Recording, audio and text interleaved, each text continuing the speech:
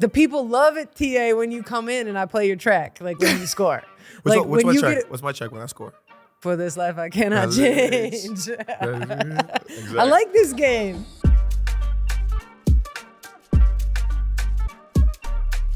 Welcome to another show. Welcome to another podcast, actually, of Thanalysis, which is basically my analysis of the world. So thank you for tuning in and listening. Today we have a special guest, and you know we gotta give her the intro.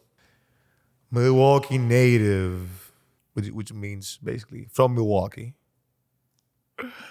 Number 40, DJ Shawna Nicols. TA, thank you.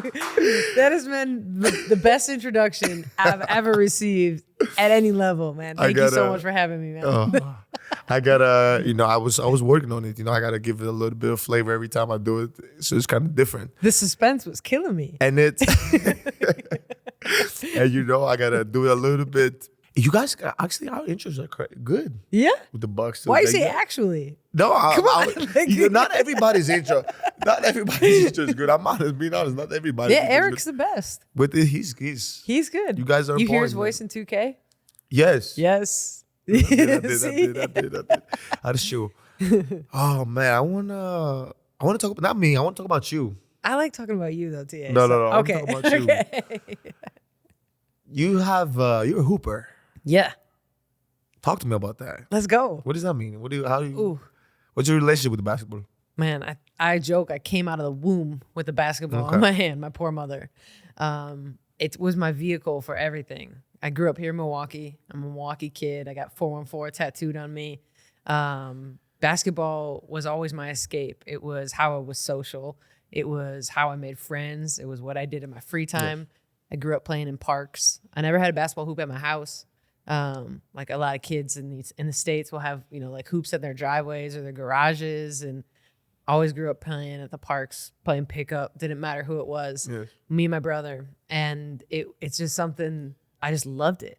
And it just took it from there. So I went to high school here in Milwaukee. We won a couple state championships. I was fortunate. Hey, Gatorade Player of the Year. Oh, come on. No, you got to see. You dug deep. I've done my research. You dug deep. Okay. That's amazing. So can I plug something? So we ran into her this season, Misty Bass. Yes. You know Misty? Yes, of course. So I know Miss. We played against each other in high school. I accidentally took a charge from Misty Bass. Accidentally. And I will stand by that to this day because I was so small, and she is not someone you want to take a charge from. No. And talk about, so she was Gatorade Player of the Year, I think maybe back-to-back, but she's a baller too. But so Misty Bass. We work close with Misty. Like she's all like a rep now, and we work close with her. I know. Too, so shout out to right. And talk about, like, did you play 1-on-1 with your brother, or did you like? We didn't play 1-on-1. So my brother, he's athletic, but he's a businessman. Okay. And so he's the one that hustled. And so you're gonna love this. So as a girl, when I was growing up, people didn't take me seriously. Mm-hmm. And so we would hustle kids on the court. So we grew up in the time, no cell phones when we were kids. We would have maybe some change in your sock if you had to like buy a snack or make a phone call or like do something. And so we would catch kids coming through the park with like change in their socks. My brother would ask them like, how much money you got on you? And they'd be like, I got $2. And my brother was like, well, we'll play you for $2. And then, there's 3 of us. And my brother was like, well, we'll play 3-on-2. Like, no worries.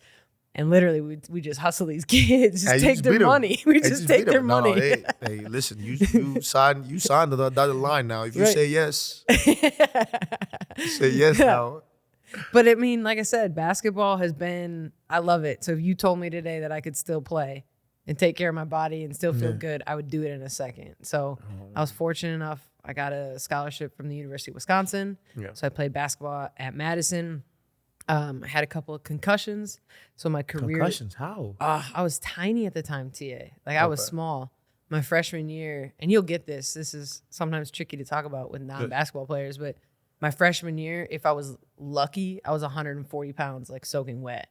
And so, like, I didn't weigh anything. But you were probably fast. And I wish I could say I was fast. I'm not going to lie to you. I was never fast. Fast and quick were not in my scouting report, TA. I'm a point guard, but I was long. And so defense and passing were kind of my thing. Okay. And so until I wanted to play pro, I learned how to score. And so I was kind of a true point guard in college at that time. And just kind of figuring it all out. I mean, like the weight room changed my life. It changed the way I ate. It changed everything. And so I gained like 20 pounds my freshman year just by like working out because I've never lifted like that. And so I started to get stronger. So that's how I kind of was able then to hold my own when I started playing as pro. But how did you get a concussion? I was taking charges and I was too small. Like I wasn't strong enough. So I would take a charge and I'll be honest. So I played in the Big Ten, which is a Power Five, like one of the, in my opinion, best conferences in the country. And I was like the second smallest on our team at the time. And I'm bigger, like I'm way more now, but I've always been this height. And so like I had teammates 6'5", 6'6", 6'7", you know, and like we're big, like we're thick too. And a couple of my teammates drafted, played in the WNBA, played overseas, like we were pretty good my freshman year. And so to just adjust to that kind of level, it took me some time. So it was all charges. I was hitting my head on the floor. So I would like get hit and I wasn't strong enough. How you put your body on the line then? I know. That's why I love your game. You play with passion and heart and hustle, man. Thank you. That's the only way. Like that's how you got to play. Like that's how everybody got to play. Yeah. You know, just be excited. I love every aspect of the game. You know, we would have been great teammates. Oh. We are great teammates. we are. It's okay. And then, how did you start DJing? Yeah. How did you translate to DJing now? Like, that's a great question. So I've never drank alcohol in my life. Okay. And so when basketball was finished, I was hanging out with friends, and we were at the time just in bars and clubs. And so I'm not really good in social situations. I feel kind of awkward. Why? I don't know. I just feel like anxious. I feel out of place. Like if you put a ball in my hands, I'd be fine. But like if like the lights were down in here and we were just all hanging out with everybody that's in here, I would feel more awkward. But like I'm just hanging out with you. So like at bars and clubs, it was just tough for me. So I've never drank and I didn't know what to talk to people about. And then there's a lot of conversations about like, why aren't you drinking? Well, let me get you a drink. Oh yeah. Like that stuff. And that gets old. You know, people who think like, well, I'm gonna get you drunk, like type of stuff. And I had no interest. I've never had any interest in it. I just didn't. I always had basketball, and that was like my driving force. And I was just trying to figure out my way in the world. So started hanging out with the DJ at one of the bars I was at, and he kind of took me under his wing. I think you got his name on. Yeah, I do. DJ Rock D. Rock D. Yeah. And he became like one of my best friends and mentors. And so it was just for fun. It was just how I was social. And it gave me something to do. I was still training. I was training basketball players. I was working on like player development and helping some like a local AAU program and working with a bunch of girls. And so I just did it for fun. And it was how, again, I was social. I would meet friends, meet girls, like start dating and stuff and like all that stuff. And so it was just, that's what I did. And I was terrible. Just terrible at DJing, but it was something to do. But I mean, obviously everybody, like even me now doing this, I kind of feel like I'm not the best at doing a podcast, or I'm not the best. I'm not really like. You gotta start somewhere. I'm starting somewhere, and I guarantee I'm gonna work hard, and probably in 2, 3, maybe 4 years, I'll probably be pretty good. We'll see. I believe that. Yeah, but okay. And then, how did you get in with? How did you go from that? Not being bad to being like top 4, like top 5? I want to say the best, but let's. I respect it. Yeah. Like being top DJ in the league, in the NBA. That means a lot coming from you, because what y'all think means the world to me, and I put a lot into it. And so, I mean, I think this will resonate with you. I believe in the 10,000 hour theory. So I believe you put, just like you're starting your podcast, right? Like you're getting into it, and you got to start somewhere. But there's a theory that at about 10,000 hours you can master anything. Same with basketball, right? It's all about repetition, right? Free throws, working on form shooting, swishes, whatever you want to talk about. Dribbles, like handles, right? Crossover. It's about repetition. anything is. And that's what DJing was. So at about year 10 of me DJing, that's when like things started to change, which is crazy because statistically that's also about 10,000 hours if you're doing it at the right pace. I didn't know it at the time, but that's just kind of like a coincidence I think kind of happened in the universe. And so I was in bars and clubs in Milwaukee like 4, 5, 6 nights a week. I was hustling. I was calling people constantly, trying to get gigs, begging for just an opportunity on like a Tuesday night. Yes. Didn't matter. I was just wanted to try. I just wanted to work, loved music, loved DJing for people, wanted to keep going and see where it would take me.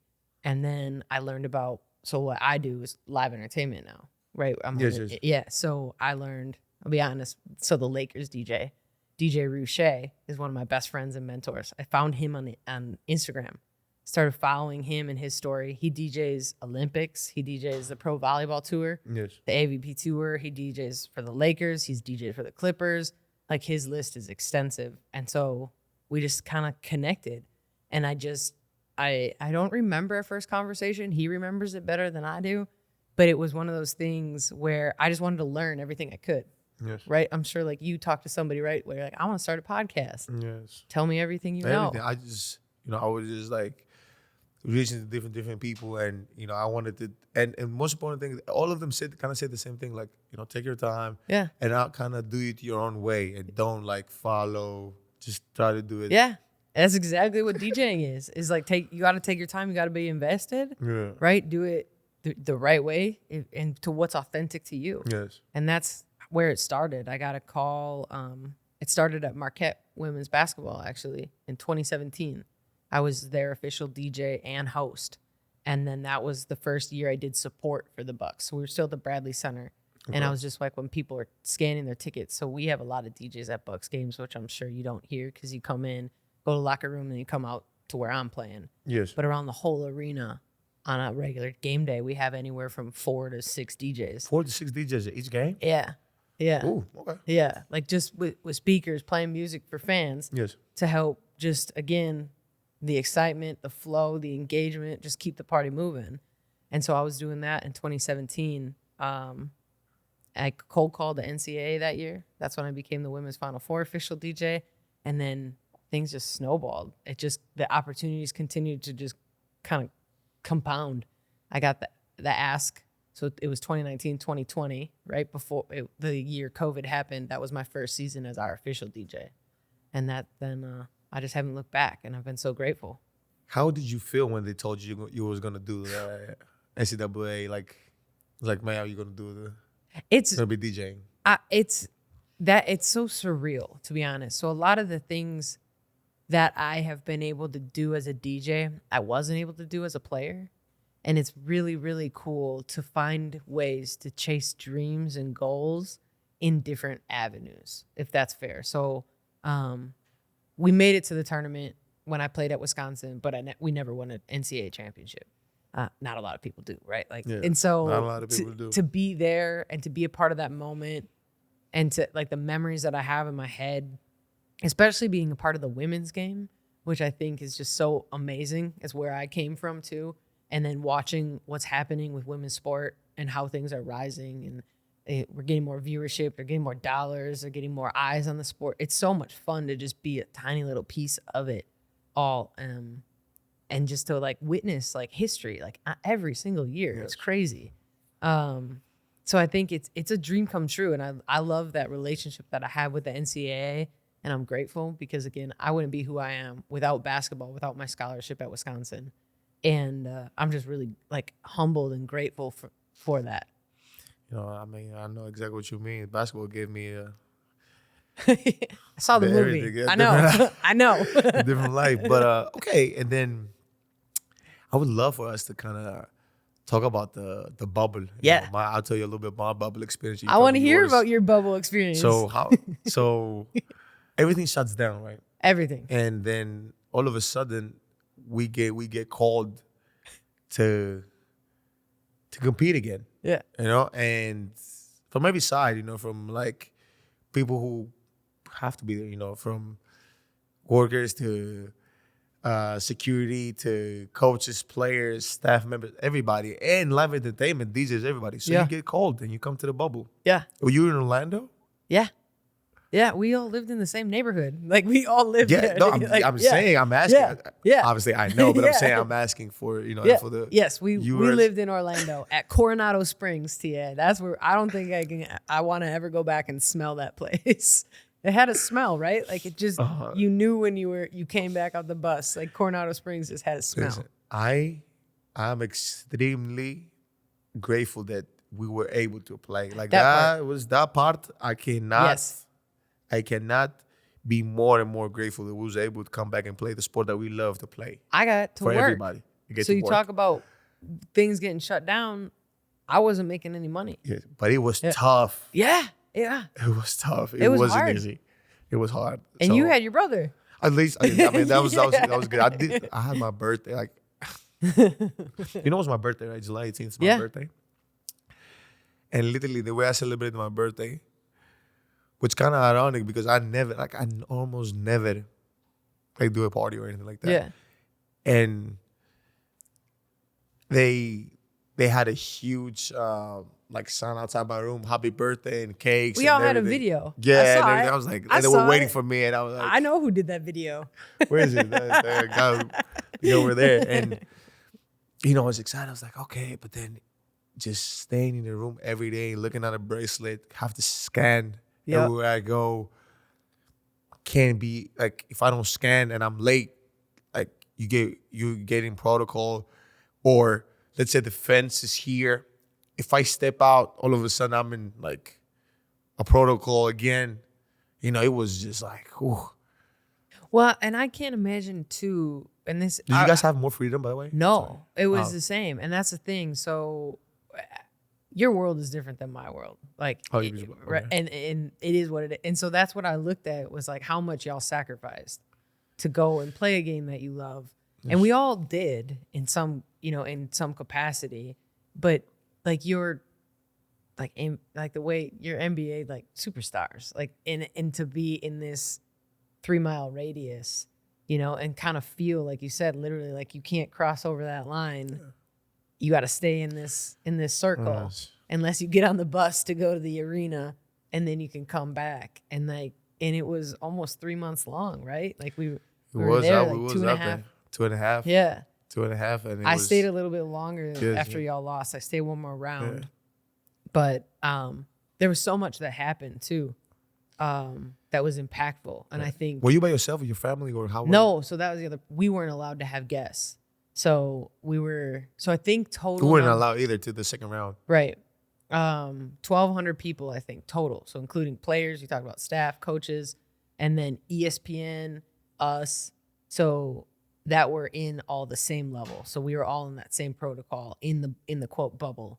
There was one more tier, and they had more freedom and less restrictions, but we couldn't ever physically cross paths with them. Yes, we couldn't. So, they told us, like, they were like, it's insane. There was different sections and you couldn't go there. Yeah. And then, they had the referees was kind of here, the players and teams, and they had kind of like 3 hotels in between that, in Orlando, but in the same, not the same vicinity, but just in the same like area. How did you feel about the experience? Was it easy breezy, or you just like it was hard for you? I think so.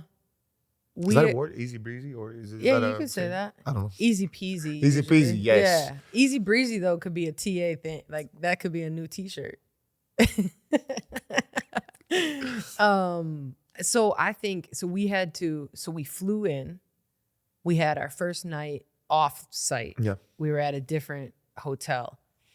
Coincidentally, so we all came in on the same day. That was the day, I remember this stuff like it was yesterday. That was the day then Florida hit the most like positive tests.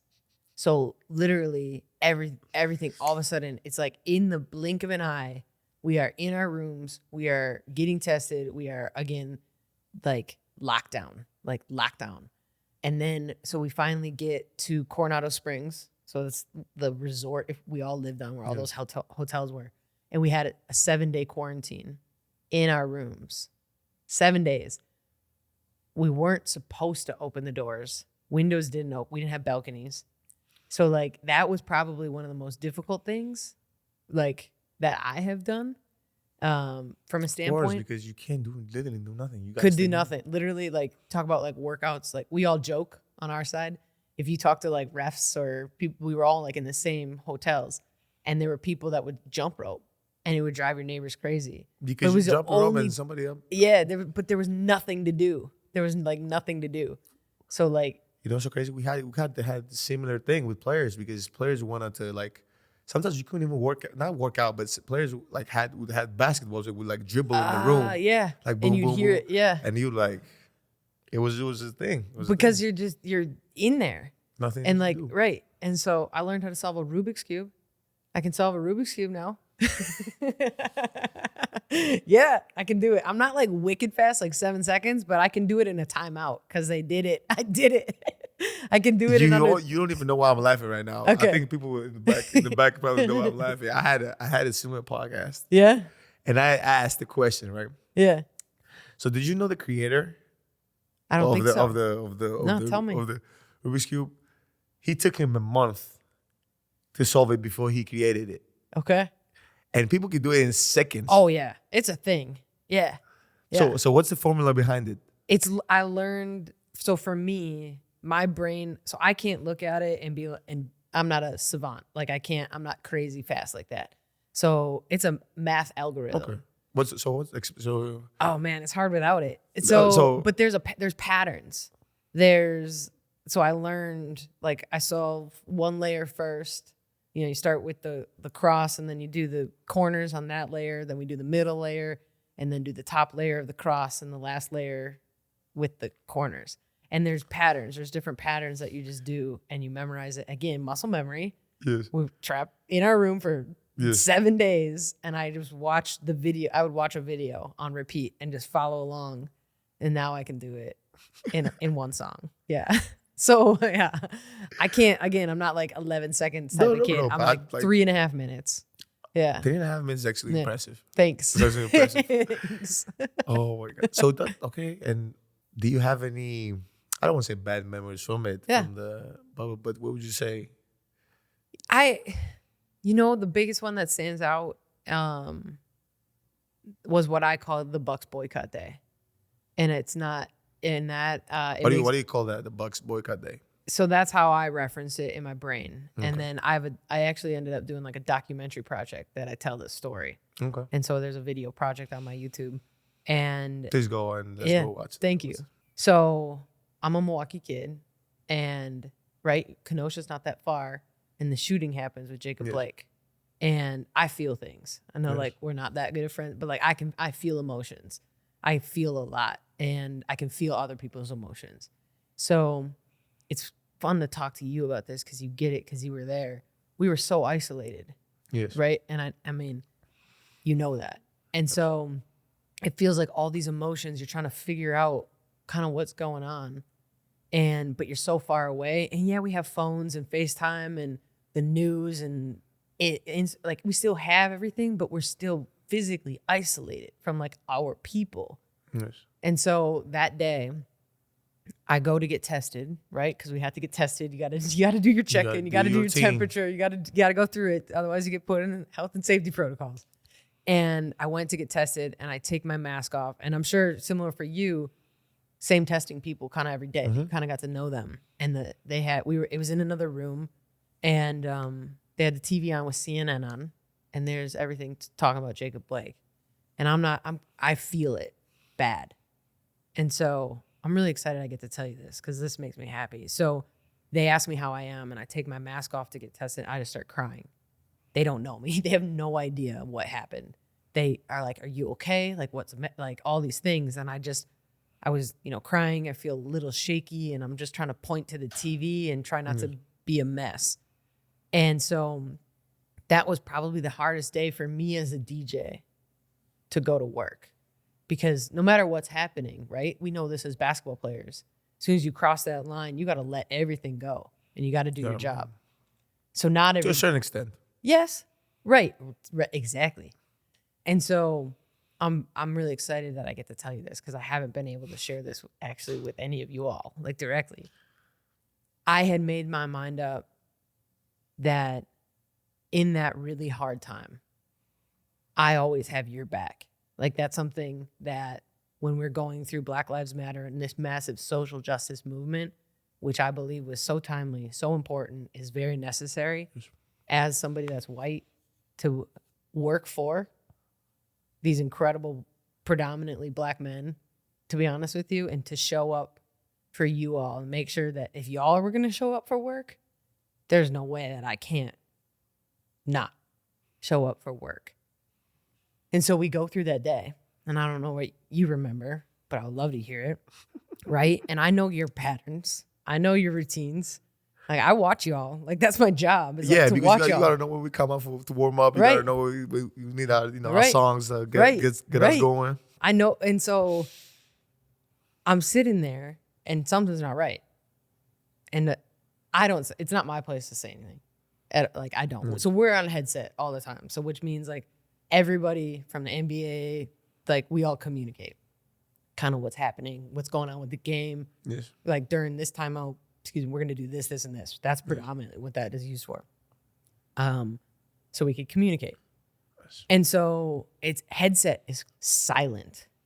So I remember watching that clock from 20 minutes, 17 minutes, Orlando comes out, and they start warming up. 13 minutes, y'all aren't anywhere to be seen. 10 minutes, still not anywhere to be seen, right? And we know how this goes. So clock keeps going down, and I'm in my head, again, I've never been in a situation like this. So I'm still playing music. I don't even remember at that point when the clock was running. We hit zeros. And we still don't know what's happening, right? And it was extremely powerful. I'll be honest, I had a playlist prepared, which I was grateful for. What I felt was very appropriate because they still had me play music. It wasn't the same vibe, and it was very thoughtful and conscious of trying to make sure that I was doing that moment justice while still doing my job. And then all of a sudden Twitter is just going crazy. And this is the craziest part. So, unbeknownst to me, we're in this massive arena, isolated. I have no idea anybody else because we all have masks on, right? Like, you don't know who's who. I turn around and I see Chris Webber, C-Web, bawling his eyes out, crying. And I've never met this man. He doesn't know me. We're not friends. Like, I wish we were friends, but, like, he doesn't know me. And he's just crying. And he was in the other zone that we're talking about. So he wasn't in our bubble. So literally, like, 6 inches of plexiglass separate us, like massive plexiglass. So we can't hear each other. Yes. And I look up, he makes eye contact with me. And literally in that moment, all I could do, like, I touched my heart and just felt like I was just trying to, like, hug him, like, send it to him. And that was the day in the bubble that I don't think it was the worst. It wasn't the worst day on the bubble. I left the bubble with the feeling of gratitude and just, being blessed to be able to do what we do because of the incident that happened, because of us coming back to play, because of just me being with my brothers and just be able to experience this with my family. But what I would say is that day we all came together and we all came together. And then what happened after, it was in every sport. We all came together. Y'all shook the world. Yeah, I would say, and with guys who aren't on the team now or guys who were on the team, we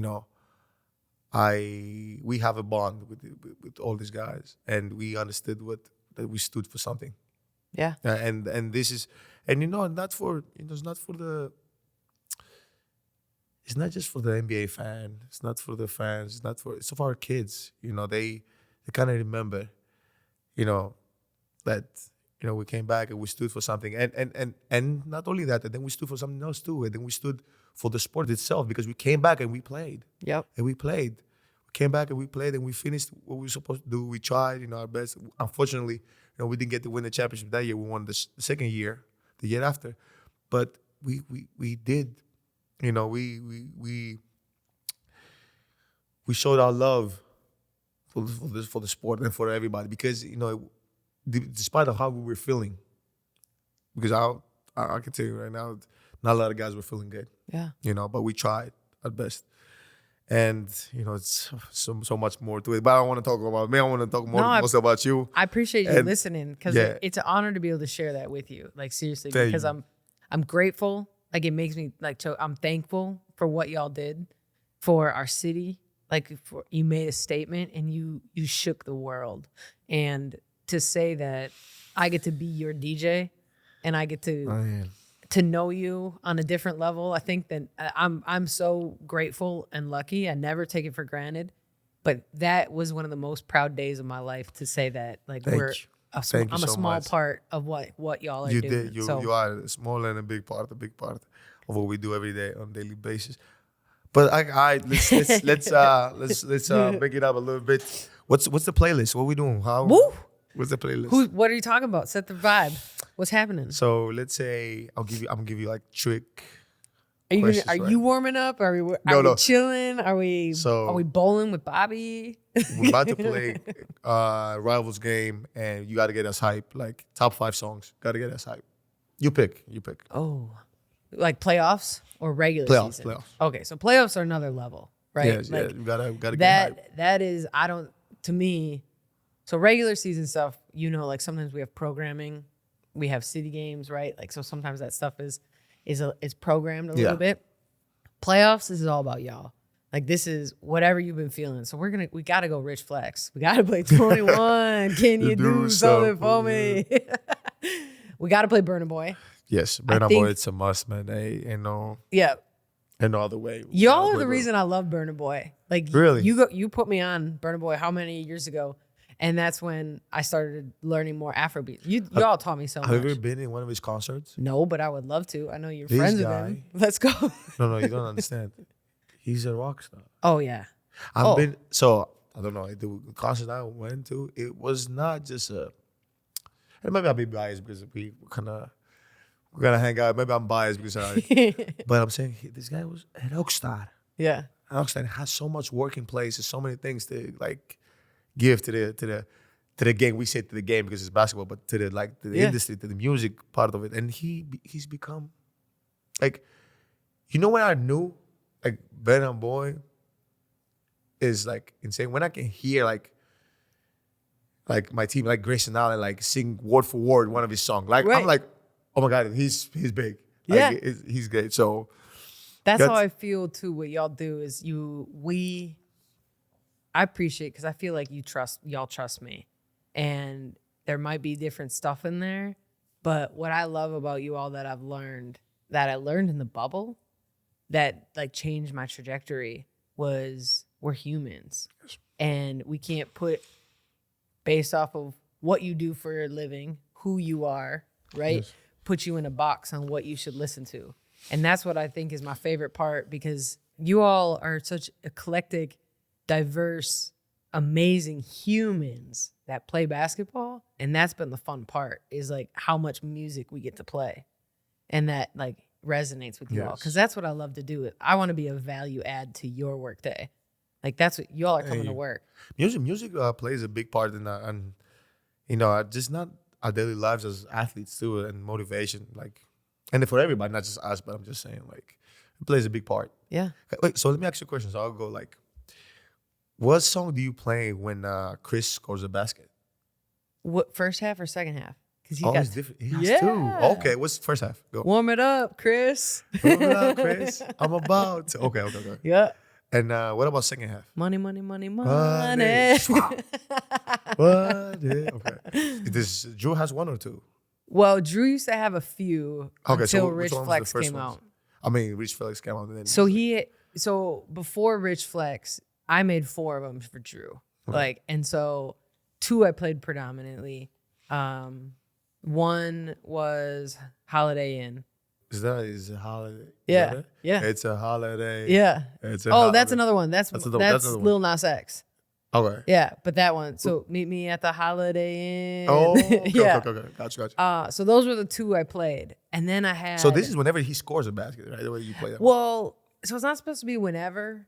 So it's supposed to be how I get to decide. So that's the thing. So I get to decide, and that's so if it's like we talk about Giannis, right? Because like when he does a Giannis thing, then we play no, right? Yes. And so we play that. But then he started doing it all the time. And you're like, start doing it right, all the time. every single time. And so how do you differentiate? So like, Okay. so you want to hear a little sneak? You want to hear something? Yes. So sometimes I try to do it to help motivate y'all. Like if we have some empty possessions. We go like 3, 4, Yes. heaven forbid, 5 empty possessions and not scoring. Whoever scores that has a score track, I'm gonna play that next possession if they score. Don't care what it is. Okay. Like if it's a simple pull up jumper, to like because I think it adds value. It does add value. I can tell you that right now. The people love it, TA, when you come in and I play your track, like when you score. What's my track? What's my track when I score? For this life I cannot change. Exactly. I like this game. Okay. So what about Joe Ingles? Oh, this is a fun story. So I met him at marketing days, first time. And he comes in. I mean, we all love Joe. Who doesn't love Joe? Like you can't not love Joe. He's definitely like I thought I was gonna take time to get used to, but I love him right away. I loved him right away. I don't even know him like you do when I would say that. So he walks in and I introduce myself because that's how I want to know everybody because I want to, again, add value to your workday. So I'm like, I'm Shawna. I'm your DJ for the season. And I want to, like, what would you like to hear when you're warming up? And he's like, I hate music. And I was like, what? That's so typical. First of all, I think he's joking. No, 100%. And so, and then I was like, well, what do you listen to? And he's like, when my 3 loud children turn around, it's silent. And so I was like, okay. And then, so I'm going to get playful with him. I was like, all right, so you hit a big 3. What song do you want to hear? And he's like, what do you mean? I was like, so it's called a stinger. So, and I want to make a stinger for you, right? And so he's like, I'm gonna get back to you on that. He's like, obviously I'm rehabbing, right? Yeah. And so this was like, and he was still like, this was preseason. So I was gonna mess with him and I was gonna do a bunch of like different funny things that I thought were funny, like the seagulls from Nemo, like mine. And then, so I went, his first song, I picked it. So I was trying to get his wife in on it. So I had, my friend is his trainer, right? Or her trainer. And so it didn't ever come to fruition. So I picked Tones and I. She's actually from Australia. So I picked Dance Monkey. And so I played it. And it was a different like stinger than I've ever like played in the arena. And I was like, but this kind of fits Joe. And so that was his first game back. And dude hits like 4 or 5 threes. And so crazy. And Renee messages me that night. She's like, we got to stick with it now. It's got to be it. It's over. But then Joe comes up to me and we're at a party. And he comes up to me. We're at a kid's birthday party. And he's like, so Mila, his daughter, was like, she loves Dance Monkey, but she wants to change it. So I changed it because Mila wanted me to change it. Now it's Imagine Dragons. Okay. Yep. Okay. Mm-hmm. I'll take it. That's nice. That's funny stuff. All these thoughts for 7 seconds of music. Yeah, no, but it's real. It's real. It is because it's your personality. Like G, his is Georgia, the jungle strong. He asked for that. Oh my god, he asked. He did. That too. So okay, you got George. We got his. What about Wes? Wes. So originally I did. So when Wes came back, I was stoked. So I've known of Wes because I went to Madison. So his cousin was my teammate. So I've known of Wes longer than I've ever told him. Like I love this boy. So when he came back, I had Jeezy Put On for My City. I like that one. Yeah. Okay. And then he had me change it to the Iron Man theme because that's what. Yeah. And I love it. I love that one. And he's. That's his nickname, basically. Right? I didn't know that. Yeah. By the way, and we have graphics too that are like Iron Man graphics. So like everything in the arena like kind of goes. So I trigger it. I let the graphics person know to play like your Thanasty, all those graphics. Yeah. So you do it's like I push a lot of buttons. A lot of buttons. Yeah. But okay. Man, who am I missing? Am I missing somebody? I want to know. Oh, Pat. I'm missing Bobby and Pat. Okay, Yeah. go Pat first. Shots. Everybody. Okay, that fits Pat. That's Pat. Yeah. And then Bobby has 2. So, and we've never touched base on this. So he has one when he hits a 3 and one when he dunks. What's the one when he's at 3? So I always get them confused, but they're both, one is like bow, wow, wow, yippee, yo, yippee, yay. Okay. And then the other one is another Snoop Dogg one. They're both dog related. Is he the underdog? Like, is that the one? Drop like a shot? No. I don't think so. I forgot the other one. Hey, Bobby, you gotta, hey, man. He just keeps going crazy, so I just play both of them all the time. He's going insane. First of all, let me put this 6 man of the year. I was just about to say 6 man of the year. Put that. That one. You look this one. Okay. Look this one, and I'll look at this one. Okay. And we say, hey, Bobby Portis. Bobby Portis. 6 man of the year. 6 man of the year, no doubt. Lock it in, please. Are we allowed to vote for that? Because I will vote with triple man, vote days. He's playing incredible. Man. I know. He's playing incredible. And obviously, I don't want to say I'm biased because I have a great relationship with Bobby and he's my guy. Yeah. But man, he's putting so much work. Well, you can't argue stats. Yes, you can. Look at how many double-doubles he's had. Coming off the bench and starting when he needs to. Like, we could talk about this always all day. Availability. Right. Availability. So, Michael Wood is not. Right. I know. But then, yeah. Okay, so I'm going to give you some questions now. There's no right answer. You just got to pick one. All right. So, a bad haircut or a bad dye job? Haircut. Why? I wear a hat. You wear a hat. Yeah. You have Cover it up. Okay. Yeah. It's okay. You took kind of long to answer. I know. I want to make sure I get this. I want to be thoughtful about it. Okay. Yeah. Okay. Oh, you want it to be faster? No, it doesn't have to be fast. I'm saying there's no right answer. It's preference. Okay, so would you rather win the lottery or find your soulmate? Oh, TA, soulmate. Yeah, I think I got it already. I mean, I'm not going to ask you why, of course it is. Yeah. It's obvious, but yeah. It's, I mean, you really trying to get to know me, huh? Like, I'm just saying you don't know. Like, people just, I know, and I'm not judging somebody if they wanted, but yeah, to me, life is bigger than money. Yeah, like we got too much to do. I got too much life to live. It's good that you say that. We live in the world right now that they're trying to push certain agendas out there that it's all about stuff, money and physical out. Like no, it's about your soul. It's about what you do, and then you figure out everything. Yeah, in the process. The rest of it falls into place. Yeah. Would you? Would you rather be stuck at age 18 or at age 50? Oh, 18. 18. Yeah. I'll be a stupid 18-year-old all day. Yeah. Yeah.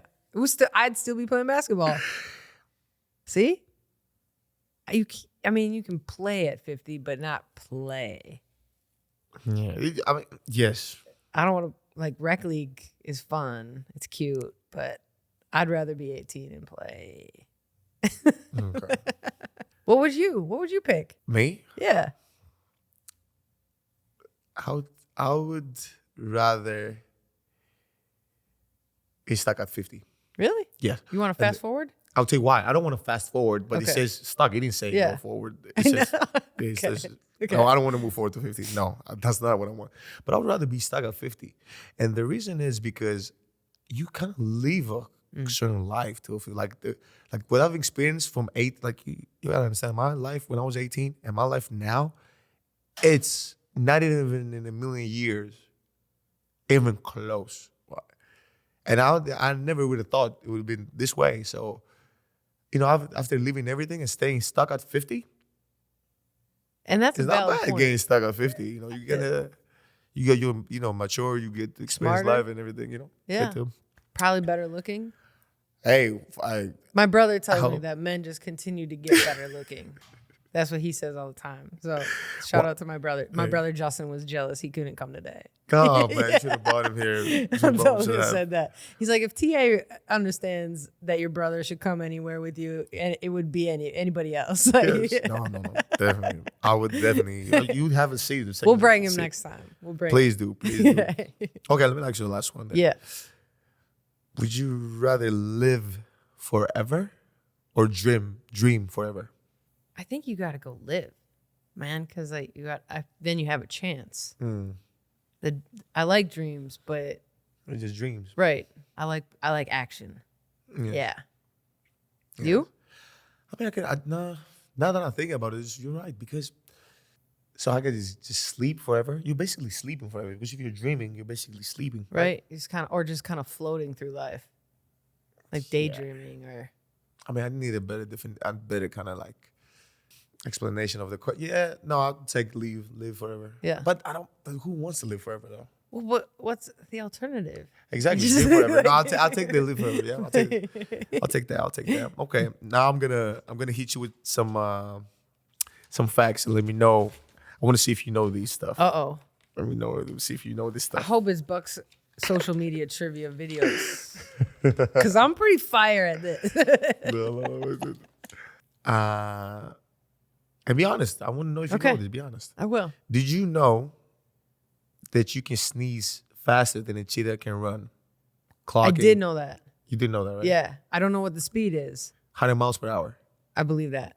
So it's literally 100 miles per hour. Now this might have been 95, but 90.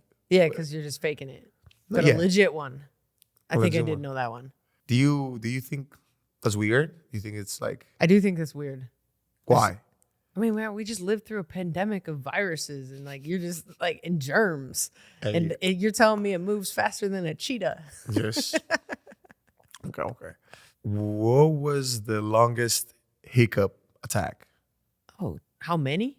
How long hiccup Goodness. lasts? The longest one. I can't even imagine. 43 minutes. 43 minutes? Yeah. That's your final answer? Mm-hmm. Okay, so the longest hiccup attack lasted for 68 years. What? Who recorded that? I'm assuming it's a thing. Somebody really had. 68 years? Are they okay? I don't know. Did they get a physical? Can somebody, whoever's listening Right. to this or watching it, can somebody please check on them? take on this? No, take on this and let me know, like, this fact, please. 68 years of 68 hiccups. years. How would you do anything? Can you imagine playing a game? You You got can't play hiccups a game. constantly? Oh my God, that's so unfortunate, bro. Right. I can't even like put it out of my head that, let me hit you with Where'd you another come one. up with this stuff? Hey, it's amazing facts. That sound like a lie, basically. It's my, I'm trying to make this podcast a little bit more, educational, and not educational, but fun. Yeah. So, let me see if you know this, and then if you know this, you're gonna win. If you know this, okay? I'm a win. So did you know that the inventor of Pringles, Okay. Frederick Bauer, if I'm saying it right, I don't know if you guys correct me, was buried in a Pringles can. I mean, his ashes, obviously, but I don't think I knew that, but I would believe it. I mean, maybe. I mean, it's true. is it? Yes. I'm gullible, so I'm gonna No, believe anything you say. So I'm saying it's true. Is that like? What's your thought? What's your thought on this? Like, what's your initial reaction? I want to know more about Frederick's life, and if Pringles were his life's work, I mean, that's passion. I can't knock the passion. I can't That's passion. I can't knock right the there. passion. That's that. I'm not a hater, TA. So No. if you tell me it's true, and this Hey. man is somewhere dead in a Pringles can, I am not gonna speak poorly about him. Please, let's not do this on this podcast. Let's not. But let's. No, it's a fact now. They All say right. here. Hey, listen. Let me talk to the team, guys. Nick, make sure this is. I only want real facts here. But it's like me saying, right, when I'm done, like when I pass away, with everything, Yep, and please. I want to be buried in like Basketball, I don't know, a Greek freak 4. or like Right? it's I feel like it's something that symbolized my life, and this was his life. Okay. Yeah. Okay. I would What love would to you read pick? more of this. What would I pick? I don't even want to think about that, so Okay. I'm not gonna pick anything. All right. Okay. Now, do you know what was the first toy to be advertised on TV? Oh, It wasn't Legos? No. No. What'd you say Legos? Just I love Legos. Okay. And they've been around forever. Yes. So that's where how I got there. I don't know. It's Mr. Potato Head. No way. Yes, it was the first like toy to be advertised on TV. That's pretty cool. Fun fact. Yeah. You like Toy Story? Yes. Who doesn't? Right. You got your angry eyes on today. Who doesn't? Oh my God. Okay, so go back to DJing. When are you gonna come to Greece and DJ? You gonna come to? When you invited me, and we got witnesses now. I'm coming. Okay. Yep. What's your future plans? Where do you go from here? What do you like? What is your goals? Yeah. So, thank you. I'm excited to see where this goes.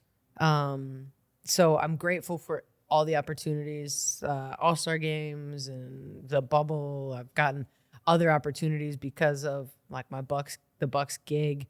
I DJ'd the Ryder Cup. I've done really cool sporting events, Women's Final Four. I work with the U.S. Women's National Soccer team. So like I love that stuff. Again, doing things that I never got to do as an athlete. Yes. I'm excited to see where it goes. I want to get to the Olympics. Like that's a dream. Like to somehow get to the Olympics as a DJ. So I have my fingers crossed for Paris. We'll see what happens. Shoot. And so I don't know. Like I continue to just network, right, and just try to do my best when I work and be a good person, because I think that's a lot of. Trust me, you're gonna go a long ways if you're just a good person. You're true. Thank you. Yes, I appreciate that. But wait, now you said you're like your dreams. Like I would like to actually like. Have you ever done like a crazy party? Like you have any like. You've done every like DJ in a crazy party and say like, oh my God, this is.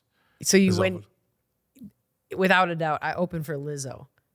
So at Summerfest. So I don't know if you all have ever been to Summerfest. Like I know it's in the summer, so y'all are usually gone. Yes. But it's the world's largest music festival here in Milwaukee. Okay. So I opened for Lizzo the year like that she like popped off. Okay. So the way Summerfest is set up is you pay a general admission to get in, like $25 for a general admission ticket. And there's like, I want to say 11 to, Summerfest is going to be mad at me for not getting this right, 11 to 14, what is called free stages. Okay. So you can walk in, you could hear Nelly, you could hear, I don't know, name any band, like up and coming band you never heard of. And then there's Lizzo. There's also amphitheaters that now that are ticketed events as well. But Lizzo was on a free stage. That's why I say that. So she was on a stage that like capacity at the time was 10,000 people. And so again, it's just this open space. And so when I look up and I come out, it was raining all day. Some stuff got delayed. One of the worst days of that summer, like weather-wise. And literally, TA, when I tell you, like front to back, as far as you could see, and like left to right. And I opened for her. And it was one of the most insane, like you look up and you're like, I can't believe I'm doing this right now type of stuff. People chanting my name, like so surreal, like so surreal. Yeah. Crazy. And that stuff, because like when I work a Bucks game, that's not about me. It's not a DJ Shawna show. Again, I'm there to add value for you. I mean, it is. I mean, you get it popping. Thanks. I take pride in what I do, and I want everybody who's coming through that door, first time season ticket holder for 40 years, to have a good time. And again, no matter what, I can't control what y'all do on the court, but hopefully they at least are bobbing their heads a little bit, right? And they're just having some fun. But when I get to do stuff like open for Lizzo, or I've headlined Milwaukee Pride Fest too, like we do that, and it's I mean, you know what this feels like. You put your hands up and people go crazy.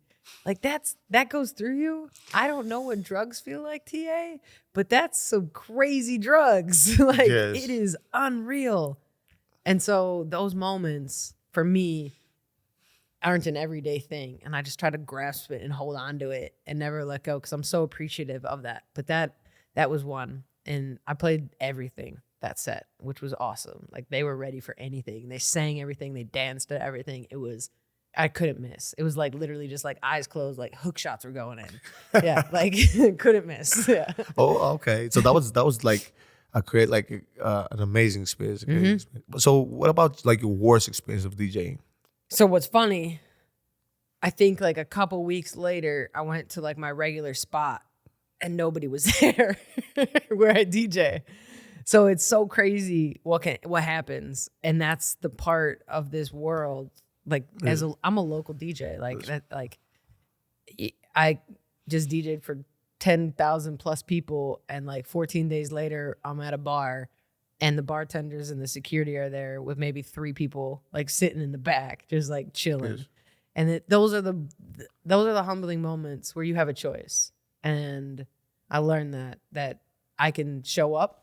And I can be that same DJ that just opened for Lizzo and have fun and maybe get better or learn something, or, you know, like work instead of just going through the motions, or go through the motions.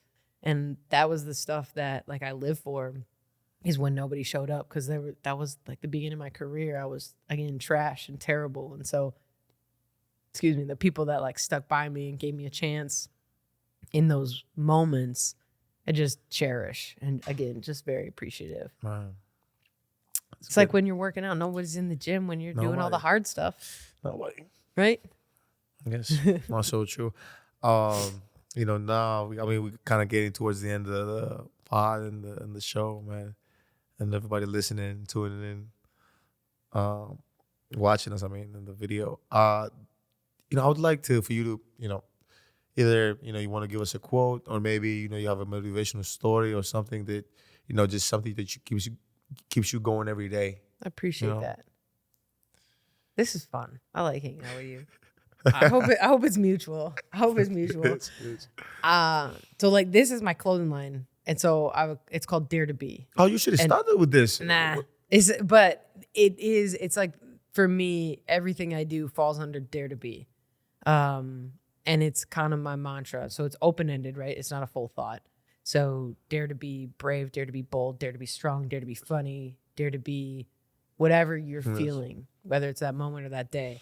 And I try, my 2 careers have been a basketball player and a DJ. So neither of them have had a blueprint, but I just try always everything I learned in basketball, it's all I've been doing to then incorporate in my DJ world. And it's just trying to keep showing up every day and trying to get 1% better than I was yesterday. And I don't have to compete with anybody else. I've learned that. It's like, and that's how I think I made it as a pro. There were better players than me that were still sitting at home on couches, but I controlled everything I could, and I made it, right? Like, to say that you're a professional athlete means you're less than 1% of the whole entire population in the world. And I did that. Without being arrogant, know I can do anything that I put my mind. It doesn't mean it's going to happen right here, right now, but I know that I can do that. And that can go for anybody. And I think you can do anything you put your mind to. And that's what Dare to Be is just be authentic to yourself. And hopefully this conversation made me laugh, and hopefully it inspires somebody. That's all I want to do. That's all I'm trying. That's why I kind of started this too. Like, one of the other reasons, like, I wanted to be able to inspire people. I know I don't, you know, I'm not the guy who, you know, I didn't even grow up in the U.S. You know, I didn't grow up here. I don't know a lot of things, and I'm learning. Yeah. And I'm learning through the podcast. I really am. So, but I want to inspire people. I want to, like, people to see who I am as a person and what I've done, you know, and you know, different occasions or different shows I kind of talk about, you know, either sports, either business, either, you know, different aspects of my life. But I'm really, like, I've gave everything. I really grind every day, and I'm motivated, and I don't have no limitations of who I am as a person. Yeah, I know. Or what I can do. So I see it. That's why I try it. I love it. What do you want? What's your goal? What's your dream? Oh man, it's a lot, but you know, I just want to have peace in general. Like, you know, this, you know, doing all these things, sometimes it creates a kind of atmosphere for havoc. But I want to be still able to do this. I don't want in any case either social media or, you know, like outside factors to ever determine my character or to determine my smile. You know, I smile a lot. That's how I am as a person. Ever determine how, like, I view the world. You know, I always want to be who I am, and I want to be able to give people not hope, but just like, trust me, you don't need to be. It doesn't matter where you started. It doesn't matter. You don't have to have more tools than everybody else. You can just really, really work and just be positive. And everything will, everything's gonna follow. I'm proud of you, man. Thank you. I'm lucky to know you, for real, man. Thank you so much. Thank you. Hey, and again, thank you so much for coming to the show. Thanks for having me. And I can't wait till this. I don't know, 1 month. I don't know when this is gonna be out, but I can't wait for this to be out too. Me too. Thank you guys for tuning in. Thank you guys for listening on the platforms. We'd love to give a shout out to DJ Shawna. If you want to follow her socials, like I said, at DJ Shawna, you'll see it. If you want to watch the social clips from this the video, you can watch it on YouTube, or you can watch it on Thanasis 43. And wish you guys the best. Stay tuned in.